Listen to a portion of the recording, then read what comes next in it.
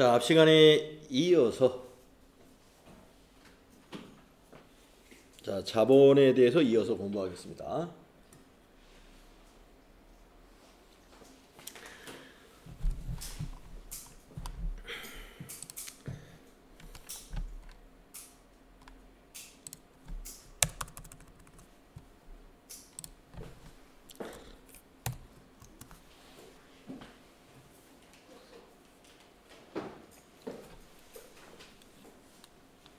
자, 자본을 우리가 이제 뭐를 공부했느냐? 자본에 대해서는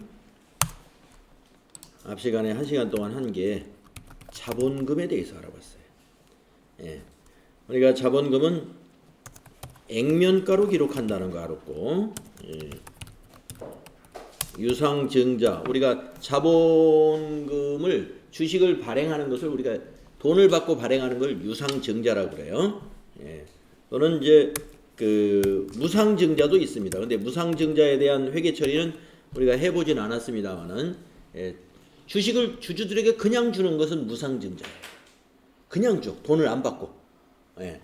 유상증자는 조금 전에 우리 분기에서 본 대로 현금 받고 주식을 주는 거. 유상. 그래서 유상증자든 무상증자든 증자하면 예, 대변의 자본금이 기록이 되죠. 자, 그 다음에 이제 자본잉여금에 대해서 우리가 배웠는데, 자본잉여금에 대해서는 주식을 발행할 때 할증 발행하면 주식 발행 초과금이라는 개념 과목이 생기더라 하는 거 알았고요. 이것은 대변에 생겨가지고 자본을 증가시키죠. 그 다음에 감자할 때 액면가보다 싸게 주식을 사게 되면은 감자 차익이라는 게 발생하더라 하는 것도 알았고, 그 외에도 우리가 그 교재에 예제로는 나오지 않았지만 자기 주식 처분 이익도 예, 자본잉여금이고, 예, 그다음에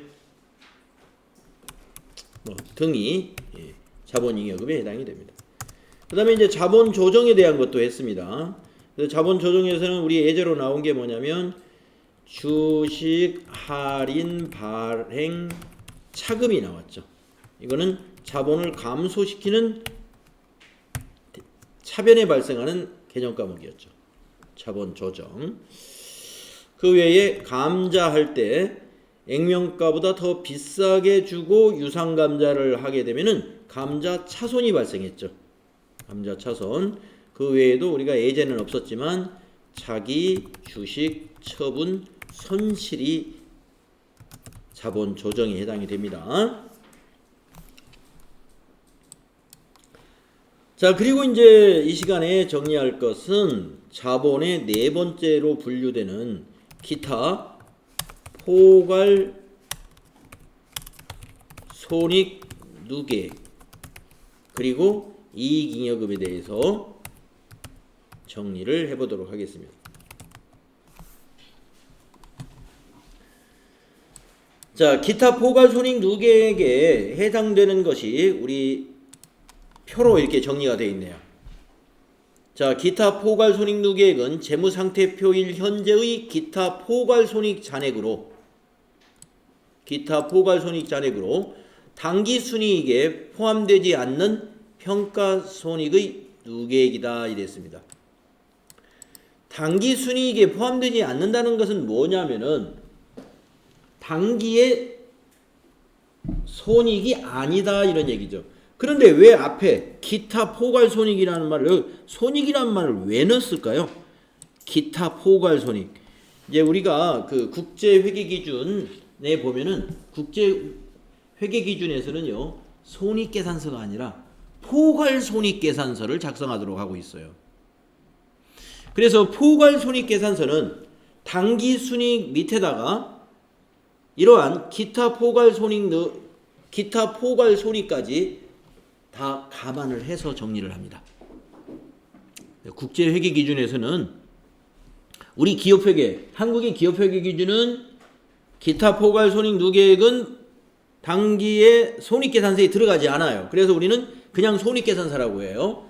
근데 국제회계 기준에서는 포괄손익계산서를 만들어요.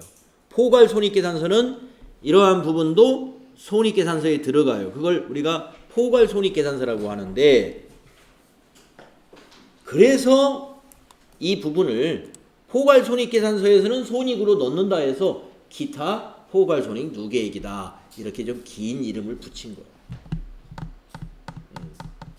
우리는 지금 재무회계의 기업회계 기준에 의해서 우리 공부하는 겁니다. 예. 우리 국제회계 기준에 의해서 공부하는 게 아니에요. 예. 기업회계 기준. 그래서 기업회계 기준을 적용하는 기업은 어떤 기업이죠? 비상장 기업. 비상장 기업. 그래서 만약에 우리 시내에 주식회사가 지금 있다 그러면 우리 이천시에 있는 회사 중에서 상장 기업은 하이닉스하고 오비맥주뿐이 없습니다. 네. 나머지 회사는 다 비상장 기업이에요. 그래서 대부분이 다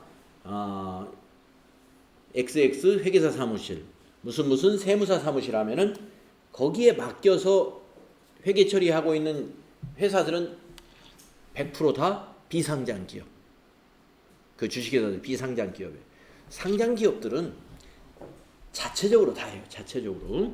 예. 그래서 우리가 기업회계 기준을 먼저 배우는 거예요. 기업회계 기준에 맞추어서 회계 처리하는 회사들이 법인이 훨씬 더 많아요. 회사 숫자로는. 자, 기타 포괄 손익 누계, 그런 개념으로 여러분 이해하시면 되고요. 그러면은 손익은 손익인데 자본으로 보는 것들이다, 이렇게 보시면 되겠죠.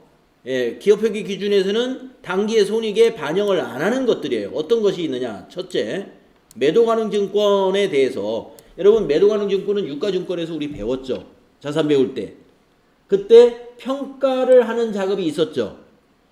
그때 제가 뭐라고 그랬습니까? 단기 매매 증권의 평가 손익은 단기 손익으로 들어간다. 단기 손익으로 들어간다. 그런데 매도 가능 증권 평가 손익은 자본이다, 제가 그랬죠. 예, 매도 가능 증권 평가 손익 공정가치로 평가를 하는데 이것은 기타 포괄 손익 누계액 자본으로 본다는 거 잘 기억하세요. 예, 자본입니다. 그 다음에 해외 사업. 자, 해외에서 사업을 하는 기업의 경우에 해외 사업을 환산하는 손익이다라는 게 뭐냐면, 해외 지점이나 해외 사업소, 아니면 우리나라에서 사업을 하지만 해외에 외화 부채를 가지고 있을 수가 있죠. 해외에 지점이나 사업소가 있으면 그 지점이나 사업소가 소유한 해외의 부동산 같은 것이 있을 수 있죠. 그게 해외 자산입니다. 또 우리나라에서 해외에 사업소가 없지만 외국에 있는 회사에다 수출을 할 때 외상 매출금 같은 거, 이게 뭐예요? 해외 자산이죠. 그것도 해외 자산. 나중에 돈 받을 때 달러로 받으니까. 그래서 해외 자산이나 부채를 말하는 겁니다. 해외 자산이나 부채를 외화 환산할 때, 외화 환산이라는 건 뭐예요? 미국에 있으면 미국에 있는 것은 달러를 우리 원화로 환산해야 될 것이고, 일본에 있는 것이면 엔화를 우리 한국 돈으로 환산을 해야 될 것이고, 이런 것이 되겠습니다. 이때 발생하는 환산 손익, 예, 이것을 우리가 해외 사업 환산 손익이라고 그래요. 기타 포괄 손익 누계액에 집어넣습니다. 예, 기타 포괄 손익 누계. 자, 그러면 우선 요 두 가지만 가지고 한번 생각을 해보겠습니다. 왜 이것을 단기의 비용으로 안 넣을까? 예, 그걸 여러분이 한번 생각을 해보세요. 이 두 개가 가지고 있는 것이 뭐냐면은, 이 평가인데 이것은 환산이고, 자, 해외에 있는 자산이나 부채를 환산해 본 겁니다. 환산해 본 거예요. 그렇다고 해서 자산을 환산해 가지고 이익이 실현됐느냐, 아니면 부채를 환산했더니 뭐 손실이 실현됐느냐? 실현된 건 아니에요. 그래서 이건 미실현이라고 그래요. 미실현. 실현되지 않은 수익과 비용입니다. 평가나 환산이라 하는 것은. 예. 그런데 일부 평가, 예를 들어서 단기 매매증권 평가 손익은 단기의 손익으로 봤단 말이에요. 단기의 손익으로. 그러면 그것도 미실현인데 왜 이거하고 기준이 다르느냐.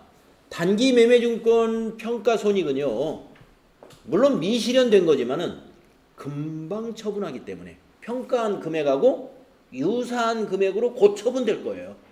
그러니까 단기의 손익으로 보더라도 실제하고 큰 차이가 안 날 거다, 이렇게 본다는 것이죠. 그런데 매도가능증권 같은 거는 뭡니까? 언제 매도할지 결정하지 않았어요. 예, 3개월 후가 될지 1년 후가 될지 우리 회사도 모르겠다 하는 게 매도가능증권이란 말이에요. 그러니까 평가해 놓은 것이 금방 실현될 거냐? 금방 실현되지 않을 것으로 보는 거예요. 그러니까 이거는 당분간은 실제로는 발생하지 않을 거야. 미실현. 조기에는 그런 일이 없을 거야. 그러나 장부하고는 맞춰놓자.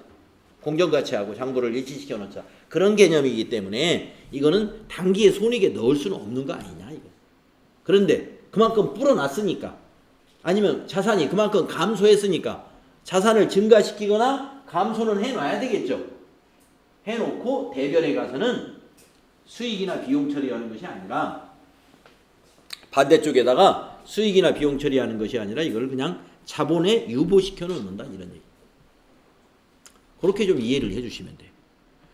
아, 왜 똑같은 자산 감소, 자산 증가인데 어떤 거는 단기 손익에 집어넣어버리고 왜 이거는 안 집어넣을까? 한번 여러분이 그런 한번 고민을 할 수가 있겠어요. 단기 매매증권은 아까 말씀드린 대로 그럴 것이다, 이겁니다. 12월 31일 날 단기 매매증권으로 삼성전자 주식을 평가했어요. 한 주당 80만 원으로 평가해놨어요. 근데 단기 매매증권은 뭐예요? 금방 단기간의 매매 차익을 얻을 목적으로 가지고 있는 유가증권이죠. 그러니까 12월 31일 날 80만 원으로 금방이라도 팔릴 수가 있는 거예요. 팔려고 마음을 먹는 거니까. 그래서 그것도 미실현 이익이지만 또는 미실현 손실이지만 그것을 단기 순이익에 그냥 넣는다, 이거예요. 그러나 이것은 언제 매도할지 모르는 것들입니다. 자, 그 다음에 현금 흐름 위험회피 파생상품 평가 손익이라고 하는 것이 있는데, 우리가 말 그대로 이제 우리 상거래에서 이 현금 거래의 위험을 피하기 위해서 파생해서 만들어진 여러 가지 상품들이 있습니다. 무역거래에서 나오는 그런 여러 가지 상품들이 있는데, 그러한 상품을 평가했더니 현금 거래한 거하고 이것을 회피하기 위한 파생상품 거래하고의 평가를 해봤더니 손실이나 이익이 발생했다라고 하면 이것도 기타 포괄손익 누계액에 넣는다, 이겁니다. 시험에 거의 안 나오십니다, 이거는. 가격 변동에 따른 손익을 회피하기 위해서 선도, 선물, 선도 거래, 선물 거래, 스왑 거래, 이게 수출, 수입, 이런 무역 거래에서 나오는 그 결제 파생 상품들이에요. 이런 옵션 등 파생 상품 거래를 한 경우 파생 상품을 공정가치로 평가해야 한다. 공정가치로 평가 시 발생하는 평가 손익 중 효과적인 부분만 기타 포괄 손익으로 인식한다. 비효과적인 부분은 단기 손익으로 인식해야 한다. 뭐 이건 이런 것이 있다는 정도 알면 되겠고, 재평가 잉여금은 이거는 뭐 FAT 1급에는 안 나오겠지만 TAT 2급까지 우리는 갈 거니까 이것까지는 알아야 되겠어요. 하나, 둘, 요 세 개. 실기로도 나올 수 있는 것이다, 이겁니다. 자, 재평가 잉여금이라는 게 뭐냐? 그동안 평가 참 많이 나왔어요. 이런 매도가능증권, 유가증권, 뭐 단기 매매증권 이런 것도 평가하고, 근데 여기서 말하는 재평가는 뭐냐면 유형자산의 재평가입니다. 유형자산. 우리가 앞에서 유형자산 배울 때 재평가를 아예 안 배웠어. 안 나왔어. 유형자산에서 감가상각까지만 나왔지 유형자산 재평가에 대한 얘기는 안 나왔습니다. TAT 2급에서 나올 거예요. 네, 자 미리 좀 보면은 유형자산을 평가를 할 때는 재평가 모형에 따라 평가하는 것과 원가 모형이 있고 재평가 모형이 있어요. 네. 여기서는 원가 모형을 아예 말을 안 해놨는데 원가 모형을 가져가는 회사는 유형자산을 평가를 안 하겠다 이겁니다. 그냥 원가로 가져가겠다 이거예요. 자, 유형자산이 뭐예요? 건물, 차량 운반부, 토지 이런 것들이죠. 원가 모형이라는 건 취득할 때 그 가격으로 쭉 가겠다 그냥. 우리는 원가를 터치 안 하겠다 이거예요. 그게 원가 모형이고 재평가 모형. 여기서 말하는 재평가 모형. 이때 이런 것들이 발생한다 이거. 재평가 모형 때.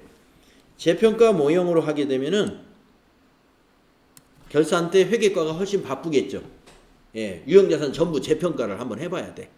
어떻게? 공정가치로.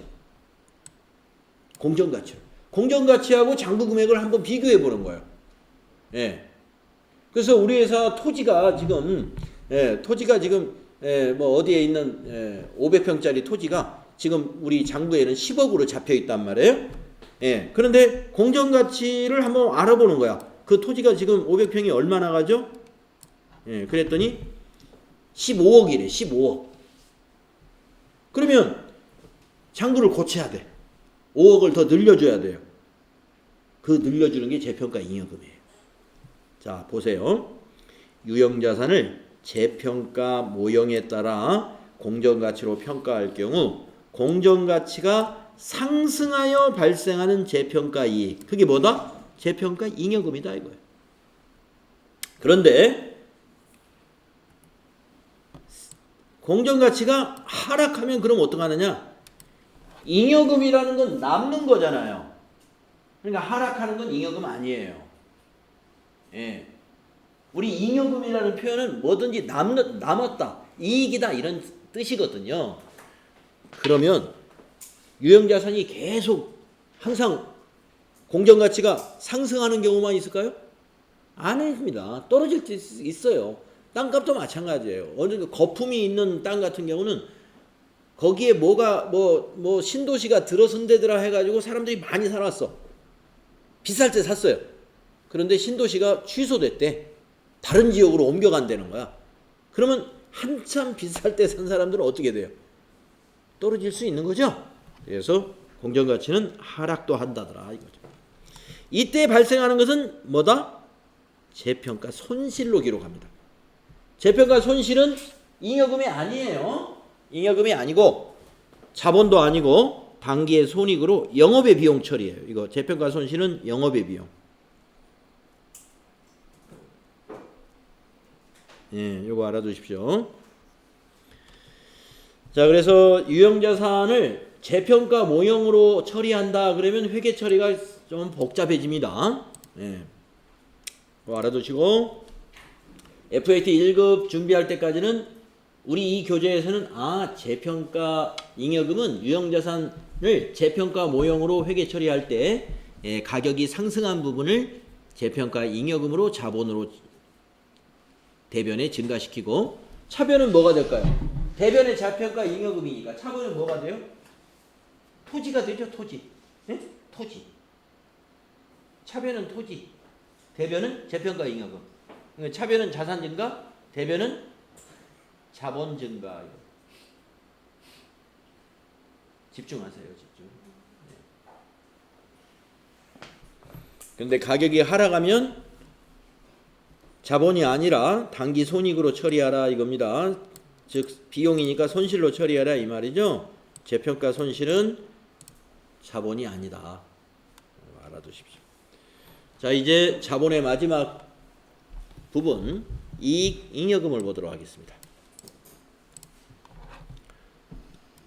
자, 이익 잉여금은 자본 중에서 가장 매력이 있는 자본이라고 볼 수가 있어요. 아주 매력적인 거예요. 이익 잉여금. 이게 뭐냐? 영업을 해서 벌어들인 돈입니다. 이게 순수하게. 아까 위에 나온 자본들, 주주와의 거래로 발생한 자본들이 자본금, 자본잉여금, 자본조정이었죠. 그 다음에 기타 포괄손익-누계액은 뭐로 인해서 발생했어요? 자산과 부채의 평가 때문에 발생한 거예요. 평가 때문에. 가만히 있었는데 토지값이 오른 거예요. 그래서 재평가 잉여금이라는 기타 포괄손익-누계액 자본의 증가가 일어난 거예요. 영업사원이 열심히 노력해서, 우리 회사원이 전부 노력해서 발생한 게 아니에요, 이런 것들은. 그런데 이익잉여금은 뭐예요? 이게 진짜 능력이에요, 이익잉여금이. 예. 자, 이익잉여금은 영업활동의 결과다 하는 겁니다. 영업활동의 결과가 해마다 손실만 봤다 그러면 이익잉여금이 있을까요? 없어요. 예, 결손금이 있을 뿐이에요. 그래서 영업활동의 결과 손익거래에서 매기에 얻어진 이익이 사내에 유보되어 있다라고 했습니다. 예. 영업활동 결과 이익이 발생하면 회사 내에 돈이 척척 쌓입니다. 예. 통장에 불어나 있는 거죠, 말하자면. 돈을 뭐 회사 금고에다가 넣어놓는 게 아니라 통장에 넣어놔요. 예. 그걸 회계 처리할 때 이런 걸로 처리해놔요. 자, 그래서 영업활동을 통해서 얻어진 이익을 어떻게 사용하는지 볼까요? 일단은 여러분들 우리 회계의 순환 과정에서 당기순이익이 어디로 넘어오는 걸 여러분이 경험하셨냐면은 미처분 이익잉여금으로 넘어오는 거 보셨죠? 미처분 이익잉여금으로. 그렇죠? 그러면 이 앞에 전기말이 붙었어요. 전기말.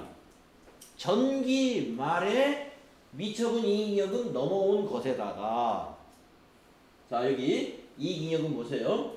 전기말에 미처분 이익잉여금이 있었어요. 전기말에. 그러니까 우리가 지금 2019년도라면 2018년도에 미처분된 이익잉여금, 거기에다가 2019년도에 또 결산을 해서 당기순이익이 나왔어요. 그러면 그게 더해져.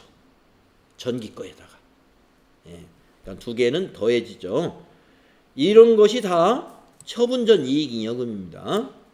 그래서 이 이익잉여금을 가지고 나중에 결산할 때 주는 건 아니지만 나중에 이사회를 통하고 주주총회를 통해서 주주에게 현금 배당도 하고 주식 배당도 하고 이익을 가지고 나눠주는 게 배당이에요. 그러면 배당을 하면 이게 이렇게 줄어듭니다. 또 자본금으로 전입을 하기도 해요. 예, 자본금으로 전입. 일단 이익잉여금은 넣어놨다가 자본금으로 전입이라는 게 뭐냐? 자본금을 증가시키려면 주식을 발행해 줘야 되는데 어떻게 전입을 하느냐? 주주들에게 주식을 그냥 주는 거예요. 이익 난 걸 가지고. 그걸 무상증자, 예, 무상배당 이렇게도 표현합니다. 주식배당이에요. 주식배당. 돈으로 안 주고 이익을 갖다가 주식으로 준다 이거예요. 주식으로. 그러면은 그 이익이 어디서 빠져나가요? 이 이익잉여금에서 빠져나가는 거예요.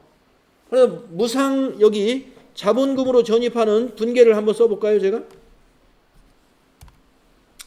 아까 여러분 유상증자 할 때는 분계가 어떻게 됐습니까? 이게 유상증자 분계죠.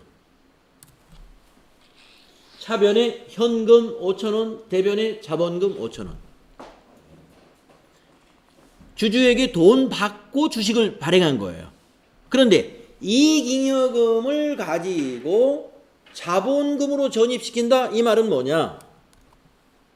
주식을 주주에게 그냥 주는 거예요. 자, 한번 해볼까요? 그걸 바로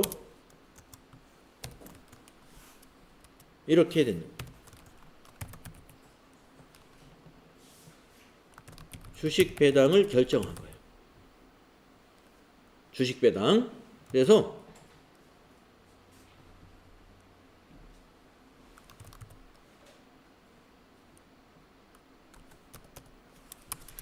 주주 100명에게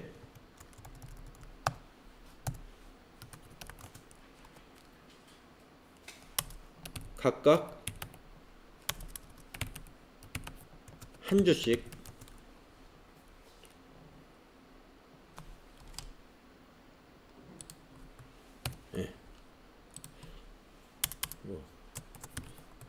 한 주씩 배당이라는 건 있지도 않겠지만 숫자를 줄이기 위해서 자 주식 배당을 결정했습니다. 우리 회사 이번에 올해 이익이 많이 났으니까 우리 주주들한테 기분 좋게 배당합시다. 근데 우리 현금으로 주지 말고 주주들이 주식으로 달래요. 주식으로.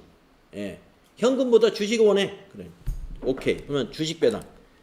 그러면 한 주가 5,000원이에요. 지금 우리 회사는 계속. 그럼 100명에게 한 주씩이니까 돈이 얼마가 필요해요? 돈으로 만약에 준다면 5,000원 곱하기 100명 하면은 얼마입니까? 50만 원 필요한가요? 만약에 현금으로 줘야 된다 그러면 50만 원 필요한 거죠? 그렇죠? 네, 그래서 차변에 뭐를 준다고요? 우리 아직 미처분 이익 잉여금이 있잖아요. 이거 미처분 이익잉여금 요거 당기순이익하고 합친 거 이걸 가지고 배당을 해주는 거예요. 그래서 차변의 미처분 이익잉여금이 50만원 5,000원짜리 100개가 필요하니까 대변이 주식으로 줬어요. 주식으로 자본금 50만원 주식 줬잖아요. 500주 아니 100주 이게 100주 곱하기 5,000원에서 50만원 나오는 거예요. 자, 이건 뭐예요? 미처분 이익잉여금 자본이 감소합니다. 벌어들인 돈 가지고 주주들에게 나눠줬어요. 그러니까 자본이 벌어들인 돈이 뭐예요? 이익잉여금이죠. 처분하지 않은 이익잉여금 가지고 처분한 거예요. 이제. 그리고 대변은 뭐예요? 돈으로 준 게 아니라 주식으로 줬기 때문에 자본 증가. 아시겠죠? 여기에다가 지금 자세히 넣어놓지는 않았지만 이걸 말하는 거예요. 여기. 자, 미처분 이익하고 당기순이익에 이걸 더해가지고 주주에게 배당한다. 이거는 현금 배당을 의미하는 거예요. 현금 배당이다 그러면은 이 대변에 현금이 가면 돼. 대변에 현금이. 자, 주주에게 50만 원을 현금으로 주기로 했어요. 벌어들인 돈에서 회사가. 그러면 차변의 미처분 이익여금, 대변에는 뭐다? 현금이다. 현금. 이거는. 근데 그 옆에는 뭐예요? 자본금으로 전입한다 이거예요. 그러면 주식으로 줬다 이거예요. 주식으로. 대변의 자본금. 아니면 이 벌어들인 돈 가지고 자본 조정을 생각할 수가 있어요. 자본 조정이 뭐였습니까? 우리 앞에서 주식을 발행할 때 주식 할인 발행을 하게 되면 자본을 감소해야 하는 주식 할인 발행 차금 같은 게 생기죠. 이것을 생각해 버린다 이거예요. 이거 주식을 감소시키는 주식 할인 발행 차금이 있네. 이걸 대변에 기록하고 차변이 뭐가 와요? 미처분 이익잉여금. 대변에는 주식 할인 발행 차금. 주식 할인 발행 차금을 정리해 버리는 거예요. 그것을 우리가 자본 조정 항목의 상각이다 이렇게 말합니다. 상각이라는 것은 깐다는 뜻입니다. 이렇게 정리한다는 뜻이에요. 자본 조정 항목이 차변에 있잖아요. 자본을 감소시켜요. 그러니까 돈 벌었으니까 이거 주주와의 거래에서 손해본 거 돈 벌어들인 걸로 까자. 그래서 자본을 증가시켜요. 그래서 이러한 거래는요. 이걸로 미처분 이익여금 가지고 뭔가를 처분을 하게 되면은 현금 배당을 하지 않는 한 자본 감소, 자본 증가. 자본 조정으로 생각을 해도 자본 감소, 자본 증가. 자본 총액에는 변동이 안 일어납니다. 자본 토탈은 똑같아. 자본끼리 왔다 갔다 하는 거래요. 그런데 딱 자본이 감소하는 경우는 이것만 현금으로 배당한다 그러면 회사가 돈이 유출되니까 실제로 돈이 이거는 자본만 감소하고 자산이 감소해 버려요. 그러니까 자본 총액이 변합니다. 이때는 현금으로 배당한다 그러면 자본 총액이 변해요. 그러나 현금 배당이 아니고 자본 가지고 뭐를 해? 자본금으로 전입하거나 자본 조정 항목을 상각하면은 자본 총액은 변동이 안 일어나요. 차변도 자본, 대변도 자본이니까. 그런 것들을 좀 같이 알아두시면 좋겠습니다. 자, 자본과 관련된 문제는 뒤에 좀 문제가 나오면 그때 더 자세히 설명을 하도록 하고요. 자본 문제가 많이 나오지 않는다는 거. 예. 그런데 많이 안 나오니까 오히려 이게 어렵다는 거죠. 많이 나오면 우리가 뭡니까? 그 기출문제나 모의고사에서 그 문제를 많이 만나니까 우리가 익숙해진단 말이에요. 그러니까 쉬운데 이게 띄엄띄엄 나오니까 이게 자주 만나는 문제가 아니기 때문에 이걸 어렵게 보는 거예요. 네. 그래서 앞으로 이 자본 관련 문제가 나오면 아 이거 귀한 문제구나 하고 안 나오는 게 아니라 가끔 나오기 때문에 그 귀한 문제를 잘 반복적으로 연습을 해둬야 될 것이다.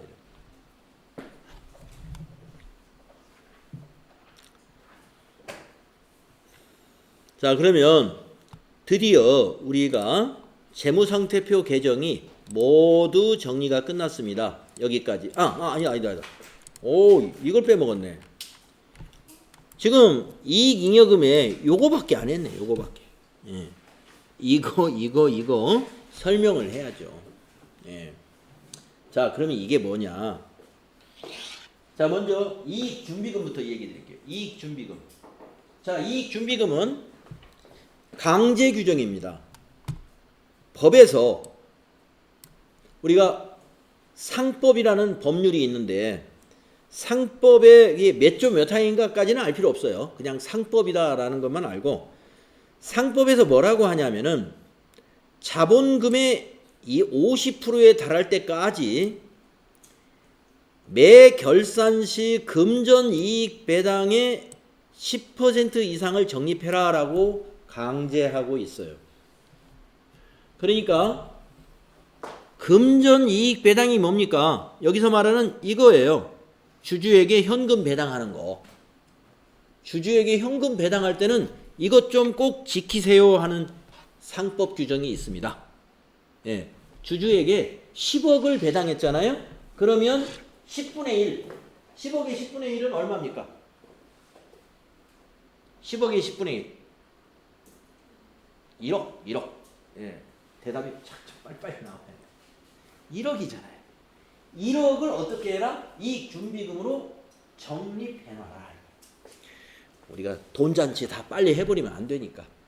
예, 법인이라는 것은 여러 가지 사회적 책무도 있는 거예요.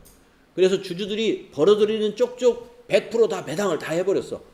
그러면 돈이 기업이 쌓이지가 않겠죠. 이 이익잉여금이 좀 적립이 돼 있어야 되는데 쌓이지 않으면 나중에 기업이 어떤 의무를 잘 못했을 때 그거를 좀 이렇게 모은 돈 가지고 이제 뭐 거기서 벌금도 내게끔 하고 그래야 되는데 돈이 한 푼도 없으면 안 되죠.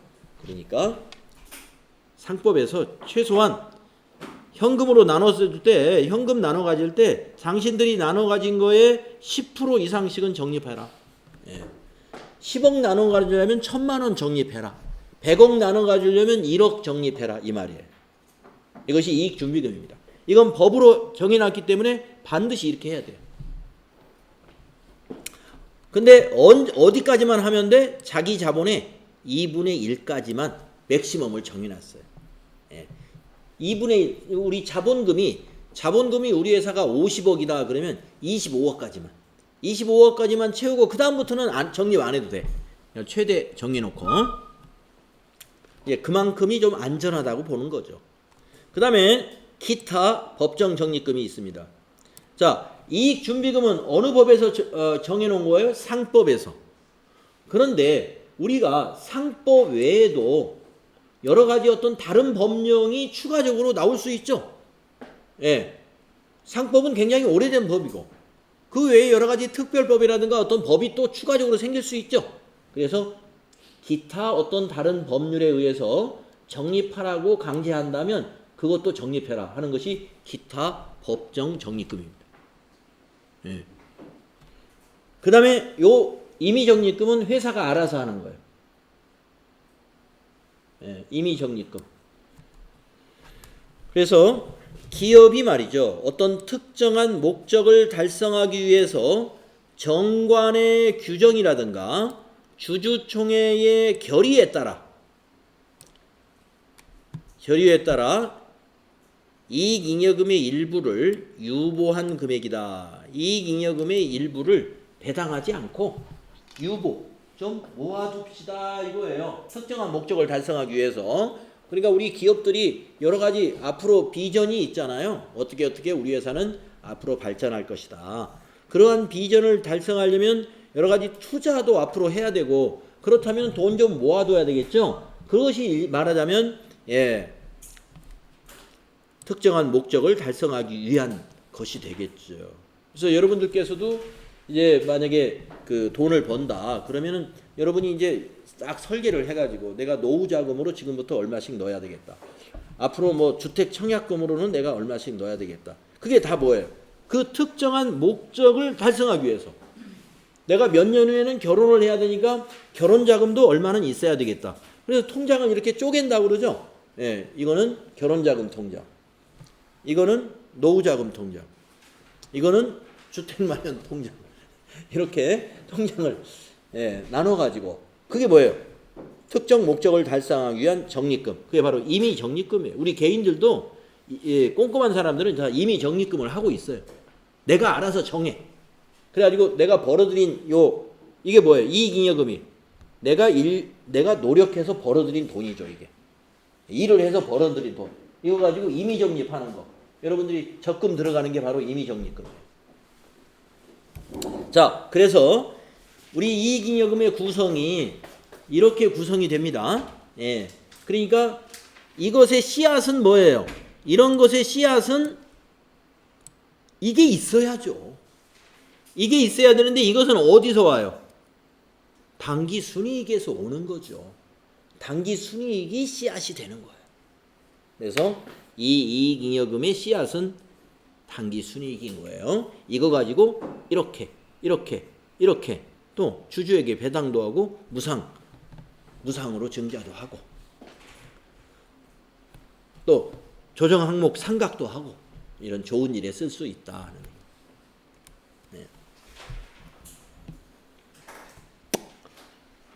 네, 그래서 자본까지 다 끝났습니다. 그러면